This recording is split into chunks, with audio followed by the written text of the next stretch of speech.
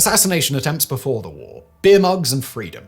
The first alleged attempt on Hitler's life took place on November 4th, 1921 in Munich, according to Hitler's own report in his bestseller Mein Kampf. At the time, the future Führer was still on the rise, a bit player in the chaotic political scene of the Weimar Republic, albeit a very vocal one. That evening, the National Socialist leader was in fact scheduled to deliver a speech at the Hofbrauhaus brewery.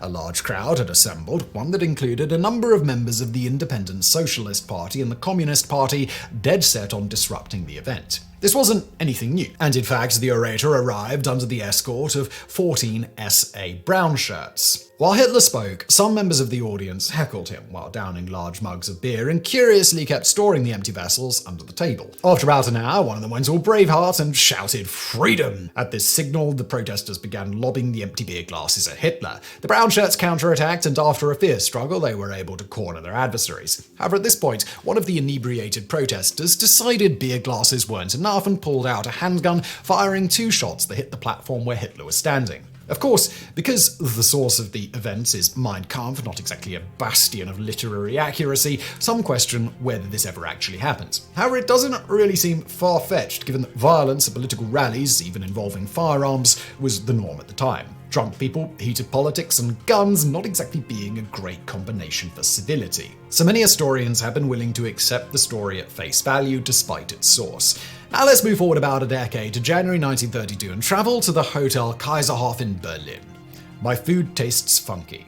At this point, the Nazi Party was clearly on the rise after securing 107 parliamentary seats in the September 1930 elections. The party, however, had not yet established a permanent HQ in the German capital, and Hitler used the Kaiserhof Hotel as a venue to meet his acolytes. On an unspecified day in January 1932, Hitler and other Nazi cadres were enjoying a luxurious dinner at the hotel while discussing party policies. 1 hour after the meal, all dinner guests started suffering from violent stomach cramps and severe vomiting.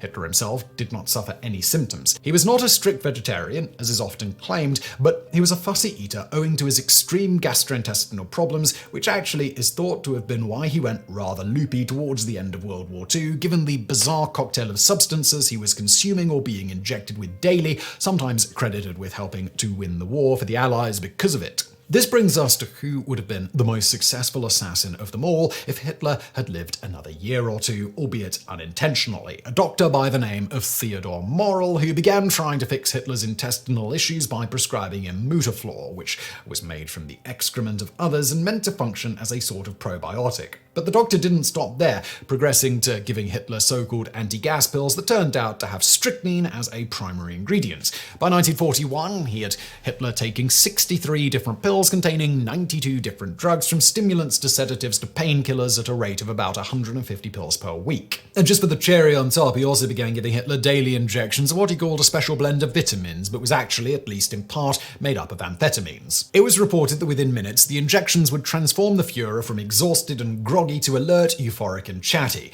a state that lasted for several hours afterward. By 1944, in order to get the same effect and ward off other negative symptoms, he had increased his dosage to twice daily of 16 cc of whatever the specific cocktail Dr. Morell used was, which was a 700-fold increase from where he started.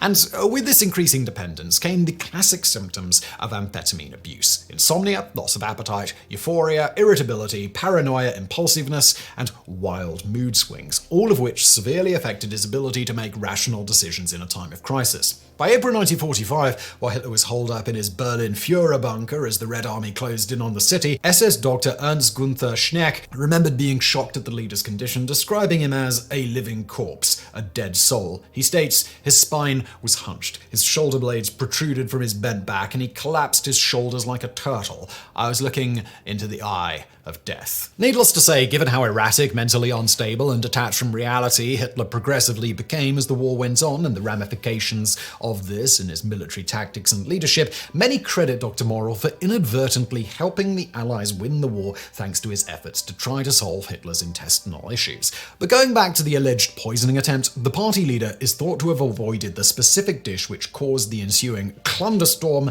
amongst the rest present. But the big question is, was this a case of food poisoning or voluntary poisoning? There were no casualties, but Hitler himself suspected that the kitchen staff had tried to kill him.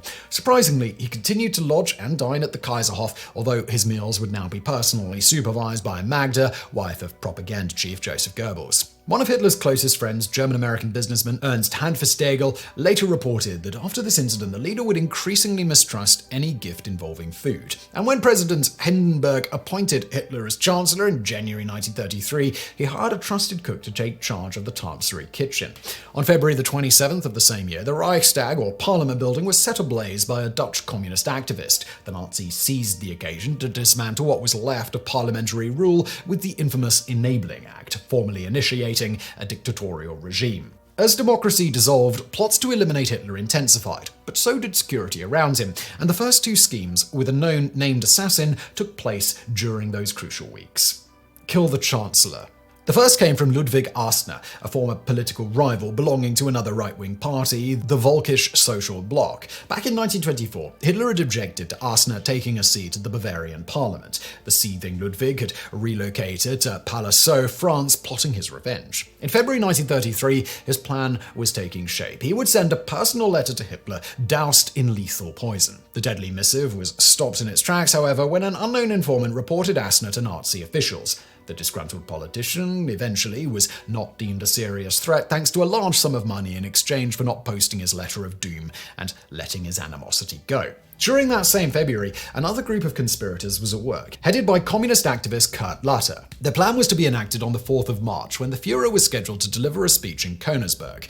Latter and friends were to gather large quantities of explosives to blow up the speaker's platform, but unfortunately, there was a police informer in their midst. The conspirators were arrested on March the 3rd, but prosecutors never found any explosives, and eventually they were all released. It appears that over the same period, German police received dozens of tip-offs concerning other assassination plots, which somehow almost always involved showering the dictator with gifts. Gifts such as an exploding pen, for example, or a bunch of flowers rigged with an acid-spraying device, and perhaps best of all, a rabid dog. Fanciful schemes rarely come to fruition, but also straightforward approaches have high chances of failing, such as the attempt carried out by the first organized anti-Nazi movement to take shape after the Enabling Act. This was a network of professors, government officials, businessmen, and military officers, revolving around Dr. Paul Joseph Sturmer, lawyer Nicholas von Harlem, and communist newspaper editor Joseph Roemer. Von Harlem offered Roemer some funds for him to hire an assassin, but the editor refused, preferring to carry out the deed himself. Sometime in the spring of 1933,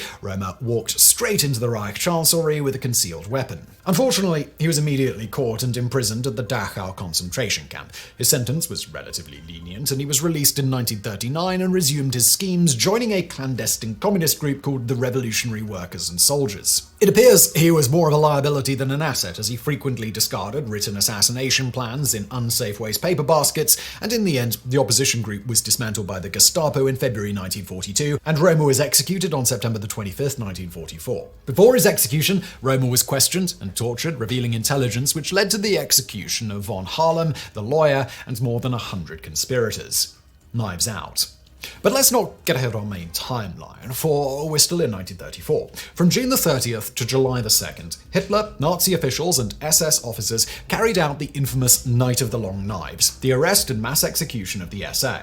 The leader of the Brown Shirts, Ernst Röhm, was arrested at a spa in Bad Weissy, an action overseen by the Führer in person. As Röhm and the SA leadership were being transported to a prison in Munich, a platoon of SA troopers showed up to confront Hitler and the SS. After a tense standoff, the Brown Shirts withdrew, only to set up an ambush on the road to Munich. They suspected Hitler would be driving along that road very soon and placed their machine guns ready to exact carnage. The crafty dictator, however, smelled trouble and instructed his motorcade to take a longer alternative route, unfortunately dodging death for the umpteenth time. The Night of the Long Knives sparked at least 2 more assassination plots. The prize for the most ambitious one goes to that of Dr. Helmuth Mylius. Mylius managed to recruit 160 supporters, who then succeeded in infiltrating the SS. This paramilitary organization was in charge of Hitler's security, and thus Mylius's men could get very, very close to their target.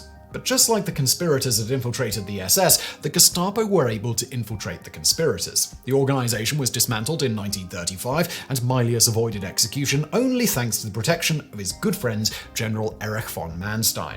Moving on from there, we have the hit on Hitler carried out by one Heinrich Grunau, former SA and close friend of Ernst Röhm, who had escaped the 1934 purge. In 1936, Grunau approached Otto Strasser for support in his plans. Otto and his brother Gregor had been amongst the early members of the Nazi Party, but had been expelled in 1930. Otto had gone into exile in France, while Gregor had remained in Germany, only to be killed during the Night of the Long Knives. He was not a member of the SA, but the Nazis had taken the occasion of the general carnage to settle some old scores. According to Otto Strasser's own memoirs, Grunau wanted Hitler's death to be more than a mere act of violence, an isolated assassination, a sudden crime of passion. I want his death to mean something to the German people. Otto agreed to help, providing Grunau with funds and the support of one Eitel Sturm. In May 1936, the two would-be assassins set off for the Berghof, Hitler's retreat on the Bavarian Alps. Some days later, only Sturm returned to Strasser bearing bad and good news. The bad news? Grunau was dead. The good news? So was Hitler. Allegedly. There are some issues with the exact details on this one, obviously, and more than just the obvious, leading some to question its veracity despite contemporary accounts. Eitel Sturm reported that on May 16, 1936, he and Grunau had set up the perfect ambush. They had identified a bend on the road leading to the Berghof where Hitler's car would be forced to slow down. They waited patiently, clutching their high-powered rifles. Finally, Hitler's car arrived without any escort. It was just him and his chauffeur. As the car slowed down, Grunau leapt to his feet, took aim, and fired twice. Sturm let go one more shot, and the figure in the passenger seat flopped over in the back of the car, and the chauffeur, panicky, jammed the gas pedal down, and the car lurched and skidded out of sight. With his mission apparently accomplished, Grunau allegedly produced a revolver, stuck the muzzle into his mouth, and pulled the trigger. Sturm, having no desire for self-immolation, crossed the border with Czechoslovakia and then rejoined Strasser in France. So, what exactly happened? Supposedly, that day, Hitler should have been driven by his favourite chauffeur, bodyguard, and occasional body double, Julius Schreck. But the dictator liked to sit behind the wheel from time to time, swapping places with Schreck. Thus, according to Strasser, the two must have pulled a switcheroo, and the slain man in the back of the car was actually Schreck. Strasser also wrote how the assassination attempt was kept secret, and Schreck's official cause of death was reported as sepsis caused by an infected tooth. This version of events was confirmed by a Chicago Times article of the time, according to which, quote, they reached a railway crossing and slowed up. As they did so, shots fired with unerring accuracy burst from the roadside. The man in the passenger seat slumped. The wrong man had been assassinated. However, several points in Strasser's story don't seem to be accurate. For example, Schreck's official cause of death was not a bad tooth, as he reported, but rather meningitis, and Heinrich Grunau did not shoot himself. Records show that he was concocting another assassination plan when he was arrested in January 1940 and died in March 1945 at the Sachsenhausen concentration camp. Assassins in uniform. Thus far, the Führer had had several brushes with death, but none of them could really be described as a close call. That is, until the autumn of 1938, perhaps the period in which organised resistance to Nazism would get closest to shaving that toothbrush moustache off the face of the earth. The man at the centre of these resistance efforts was Lieutenant Colonel Hans Oster, deputy head of the Abwehr, the Armed Forces Intelligence Service. Oster had grown disillusioned with, and indeed horrified by, National Socialism following the Night of the Long Knives and the horrors of the Kristallnacht, in which Jewish families, homes and businesses were targeted by carefully orchestrated mob violence. Oster was also concerned at how the party was seeking to extend its influence over the armed forces, an influence they might use to declare war on France and Great Britain. Germany had successfully skirted most of the limitations imposed by the Treaty of Versailles at the end of World War I, thus embarking in an impressive rearmament program. But insiders like Oster knew that in 1938 the Wehrmacht was still too undersupplied, understaffed, and undertrained to engage in a major European war. Such concerns were also shared by high-ranking officers such as Field Marshal Werner von Blomberg, Commander-in-Chief of the Armed Forces and Minister of War, and by the next in line in his chain of command, General Werner von Fritsch. In February 1938, Hitler and Heinrich Himmler, head of the SS, swiftly ousted them from office with well-orchestrated sexual scandals, replacing them with the more compliant Marshal von Brautig. After this low-key takeover of the armed forces, dissent within the army grew, and more notable figures started rallying around Oster and his superior, the head of the Abwehr, Admiral Wilhelm Canaris. Figures such as former Gestapo official Hans Bernhard Gisevius and Chief of the Army General Staff General Ludwig Beck. With the latter's support, Oster was able to plant anti-Hitler agents in all 12 military districts of Germany, ready to mobilize the army against the Nazi government and, if necessary, take out Adolf Hitler himself. By August 1938, the Führer had set sights on Czechoslovakia and was planning an annexation of the bordering Sudetenland region.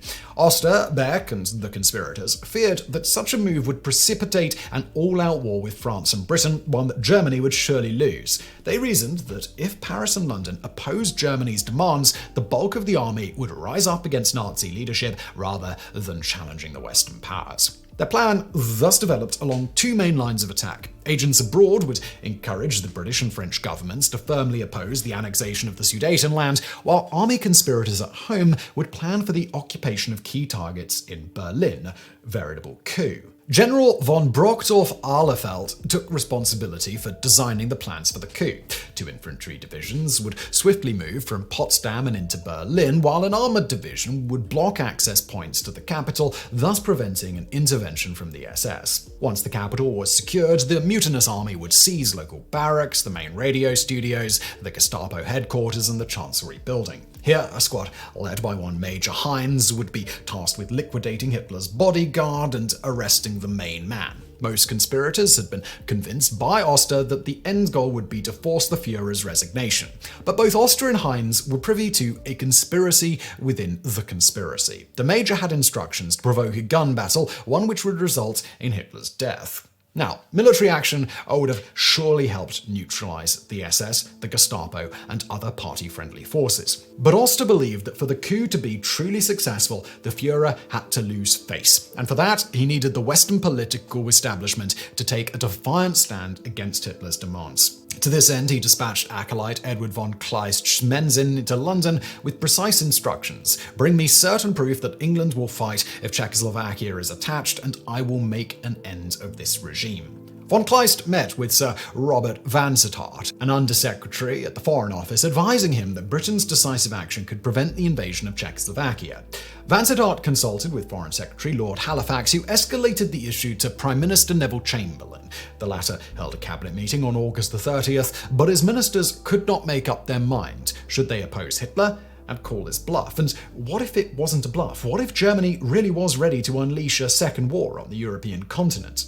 Chamberlain's cabinet eventually decided to wait and see, a decision which played in the Prime Minister's hands. An advocate of appeasement, Chamberlain had already prepared the so-called Plan Z in his back pocket, a plan to propose a peace deal to Hitler at the very last minute. Another of Oster's agents, Theo Court, met with Lord Halifax and Treasury Secretary Sir Horace Wilson on September the 5th, reiterating the message. Should they oppose Hitler, the political and military circles for whom I speak will take arms against a sea of troubles, and by opposing, end them. Meanwhile, back in Berlin, Ludwig Beck had been replaced by General Franz Halder as Chief of General Staff. Halder would be one of the first commanders to receive orders from Hitler to initiate Plan Green, the invasion of Czechoslovakia. There would have been a grace period of 24 hours before Halder was expected to cascade down those orders to divisional commanders. Luckily for Oster, Halder was on his side, so as soon as Halder would receive those Plan Green orders, he and the other conspirators would use those 24 hours to set the coup in motion. And just to be on the safe side, Halder took to attending staff meetings with a loaded pistol, ready to blow Hitler's brains out if the occasion was right. But then history got in the way. On September the 14th, Chamberlain set in motion his own Plan Z, calling for a peaceful solution to the Sudetenland problem. Hitler agreed, but then clamored for invasion once more at the end of the month. This time, Benito Mussolini stepped in, proposing to mediate a conference with Britain and France. The result was the infamous Munich Agreement of September the 30th, which essentially gifted the Sudetenland to Germany and sacrificed the integrity of Czechoslovakia. Chamberlain proudly announced that he had achieved peace with honor and peace for our time. But this ill-timed policy of appeasement had essentially boosted Hitler's popularity just when the opposition against him was at its zenith. Oster, Canaris, Halder, and the other conspirators realized that the bulk of the armed forces would not turn against the triumphant Führer, now hailed as a diplomatic and political genius who had liberated the Sudetenland without a shot being fired. The plotters set their schemes aside, but especially those in the Abwehr would remain vigilant, waiting for another opportunity to strike against the Führer. Unbeknownst to them, a Swiss seminary student would soon attempt to eliminate Hitler on his own. Remarkably, this young would-be assassin would arguably get closer to accomplishing the deal than Oster and friends. The lost seminarist. Maurice Bavaud was a member of the debate group called the Company of Mystery, whose discussions frequently focused on the persecution of devout Catholics by the Nazi regime. Bavaud eventually came to the conclusion that Hitler had to go, and he formulated a simple plan. He would move to Germany in the autumn of 1938, pretend to be a staunch Nazi, and thus gain access to the dictator. By October the 21st, Bavaud was in Berlin carrying a 6.35mm pistol in his pocket, looking for ways to gain access to Hitler. Problem was, his target was not in town at the time, rather he was chillaxing down at the Berghof. The Swiss student relocated to Berchtesgaden, looking for ways to infiltrate Hitler's residence, but it was too late, as the Führer had just left for Munich. Bavaud was running low on funds, and he had to find a solution fast. Luckily, whilst befriending Nazis in a beer hall, as you do, he learned that Hitler would soon be attending the annual celebrations in Munich commemorating the failed coup of 1923. Thus, on November the 9th, 1938, Bavaud posed as a Swiss journalist and gained access to a grandstand seat overlooking the road where Hitler and friends would soon be marching at the head of a procession. But just when the Führer came within range of Bavaud's pistol, a wave of right hands shot up in the Nazi salute, thus obscuring the view. Bavaud hesitated, and by the time his target was again in view, it was already out of range. The would-be assassin did not desist, however. In the following days, he forged 2 letters of introduction, ostensibly drafted by the French foreign minister, hoping they would open the doors to either the Berghof or the Braun House, the Nazi HQ in Munich. But the ruse did not work, and to completely broke, Bavaud had no choice but to escape to France, jumping on a train without a ticket. He was soon caught by a ticket inspector who escalated the case to the railway police and eventually to the Gestapo. Maurice Bavaud, however enthusiastic and energetic, was no professional operative, and the secret police found stashes of evidence in his luggage: the gun, ammunition, and maps of Munich and the Berghof. Bavaud eventually confessed, declaring during the ensuing trial that he had acted for the good of humanity and all of Christendom. The confession did not grant him leniency, and the brave Maurice Bavaud was executed on the 14th of May 1941. A flatulent target. Let's now fast forward to August 1939, 1 month to go before the start of the war. A pair of Munich residents had taken notice of an extraordinary fact. Whenever Hitler was in town, he would have lunch at his favorite restaurant, Osteria Bavaria, virtually without any protection. The Führer would take a seat in a small private room separated from the other patrons only by a thin wooden screen. A pair of friends noted how the dictator would always order the same menu: hard-boiled eggs and mayo, followed by vegetables and pasta, with a fruit compote for dessert. The entire meal would be accompanied by a generous barrage of farts, it appears. Now, these 2 friends weren't just any regular Joes hanging about in Munich. Their names were Alexander Foote and Bill Phillips, veterans of the Spanish Civil Wars and double agents working for both British and Soviet secret services. And it was to the Soviets that they pitched the idea of eliminating Hitler while he was licking his plates clean at the Osteria Bavaria. Their superiors in Moscow gave them the go-ahead, and Foote formed a plan. The wooden partition used to screen Hitler's private room was also used as a coat hanger, and this partition was placed in a corridor surrounded by stone walls. Foote's idea was to fill a briefcase with explosives and hang it on the partition hidden by coats. The stone walls would have deflected the force of the blast directly toward the private dining room, ensuring the dictator's body would be cooked very thoroughly, erring on the charred side. Foote and Phillips, however, missed a key ingredient: the explosives, and having no contacts in town, they could not procure them when they tried. Time for Plan B.